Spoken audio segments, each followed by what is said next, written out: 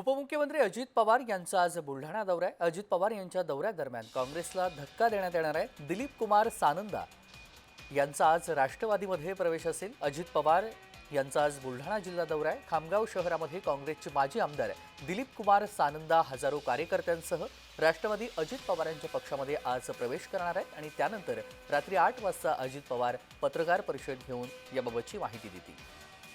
प्रफुल्ल खंदारे आपले प्रतिनिधी जोडले गेलेले आहेत। प्रफुल्ल, काँग्रेसला हा मोठा धक्का आहे, मात्र त्यांच्या येण्यानं राष्ट्रवादी काँग्रेस अजित पवार गटाला किती बळ मिळणार आहे आणि काँग्रेसचं किती नुकसान असेल?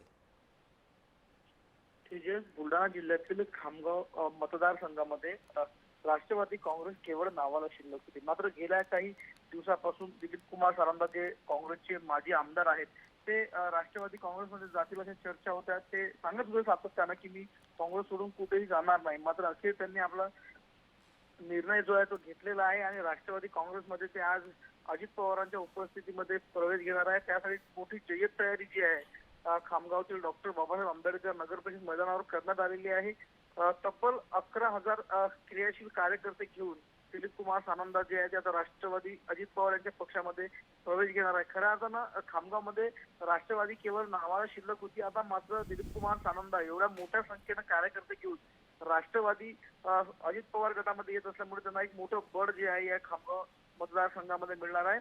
महत्वाची बाब म्हणजे गेल्या 40 वर्षापासून दिलीप कुमार सानंदा हे काँग्रेससाठी या ठिकाणी काम करत होते। 3 टर्म ते आमदार राहिलेले आहे, त्यामुळे एक मोठं वर्चस्व जे आहे दिलीप कुमार सानंदाचं खामगाव मतदारसंघामध्ये पाहायला मिळत होतं। नगर परिषद असेल किंवा मग ग्रामपंचायत असेल, अशा विविध संस्था आहेत, कृषी उत्पन्न बाजार समिती आहे, यावर देखील काँग्रेसचं दिलीप कुमार सानंदा यांच्या नेतृत्वातील वर्चस्व राहिलेलं आहे। त्यामुळे आता दिलीप कुमार सानंदा जर काँग्रेस सोडतात म्हटल्यावर हे संपूर्ण संस्था देखील आता जे आहेत त्या राष्ट्रवादी अजित पवार गटाच्या ताब्यात भविष्यात जाण्याची शक्यता। त्यामुळे एक मोठं बळ जे आहे राष्ट्रवादी काँग्रेसला खामगाव मतदारसंघामध्ये मिळताना पाहायला मिळतं आणि काँग्रेस पूर्णतः खामगावमध्ये चिडचिडी झालेली असेल।